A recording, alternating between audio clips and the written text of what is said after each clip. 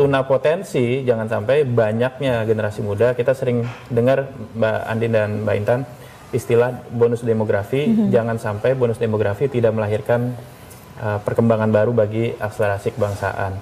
Jadi saya kira tuna KIP itu yang harus dihindari oleh anak muda. Kalau harus dihindari ya. Iya, kan tuna kan, jadi ada kekurangan.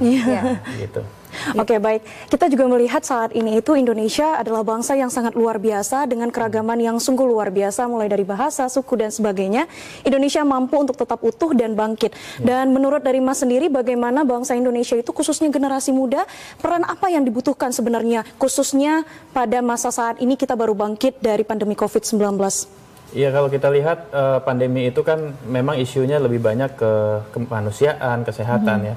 Tapi kita juga melihat pandemi punya dampak non-kesehatan dan non-kemanusiaan. Misalnya dampak sosial, dampak ekonomi. Tapi satu hal yang kita lihat, anak muda sebagai bagian dari masyarakat, meskipun menghadapi dampak ekonomi seperti adanya resesi ekonomi, tanda kutip resesi sosial juga terjadi mungkin, tapi tidak pernah kemudian menjadi bagian yang kehilangan semangat solidaritas sosialnya. Jadi resesi ekonomi terjadi, tapi sebenarnya di kalangan generasi muda tidak terjadi resesi sosial.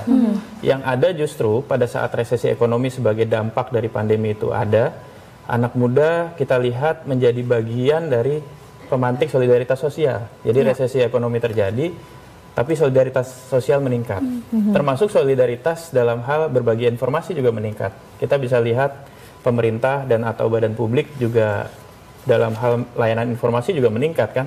Setiap hari kita dapat informasi, dapat petunjuk, dapat peluang-peluang sosial ataupun ekonomi.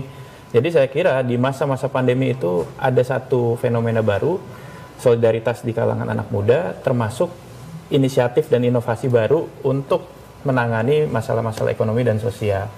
Nah, kalau kita lihat seperti ini kita kembali melihat di masa-masa lampau, di saat krisis justru anak muda punya optimisme.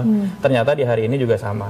Meskipun kita menghadapi satu krisis baru yang dialami juga oleh anak segala bangsa sedunia, Indonesia punya anak muda yang juga punya terobosan-terobosan ya.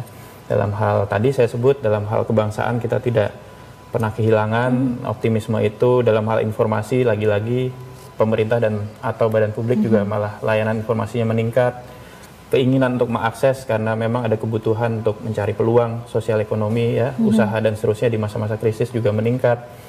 Jadi justru ada optimisme di samping memang ada tantangan-tantangan. Ya, berarti memang anak muda saat ini bisa dikatakan mampu untuk semangatnya begitu ya, optimismenya dalam melihat situasi dan keadaan saat ini ya.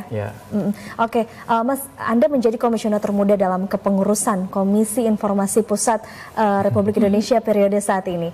Lalu apa saja tantangan yang dihadapi sebagai komisioner termuda? Sebenarnya gini, kalau dibilang termuda itu karena undang-undang kami atau di Undang-Undang nomor 14 tahun 2008 itu minimal mendaftarkan itu 35 tahun. Saya sekarang sebenarnya usianya 38 tahun. Kalau dihitung dari usia yang lain mungkin ya rata-rata lah so-so gitu. Tapi tantangannya adalah sebenarnya tantangan umumnya pasti gimana kita tetap menjalankan tugas pokok fungsi. Nah, tantangan khususnya sebenarnya kita punya tantangan tadi, bagaimana anak muda yang punya antusiasme terhadap informasi, dia juga secara undang-undang punya hak untuk kepo. Jadi Undang-Undang 14 2008 itu memberikan hak kepo, hak kepo informasi, hak untuk tahu informasi publik.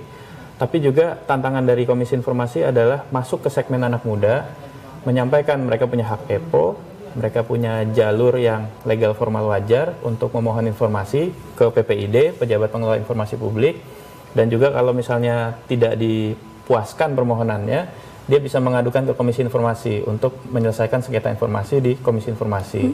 Jadi mungkin tantangan utamanya lebih kepada menjalankan fungsi-fungsi utama, tapi ke segmen anak muda. Ya 3 hal kan kalau di Komisi Informasi itu tugas utamanya. Ada sosialisasi edukasi, berarti ke segmen anak mudanya memang kita merasa masih perlu effort lagi. Terus kemudian ya sederhananya nggak banyak orang yang tahu, apalagi anak muda, mereka punya hak kepo di Undang-Undang 14 tahun 2008. Terus kemudian penyelesaian sengketa informasi ini juga bagian dari tantangan bagaimana anak muda juga tidak pesimis kalau mereka minta informasi tidak dipenuhi, apakah mereka bisa punya perlindungan atau penyelesaian.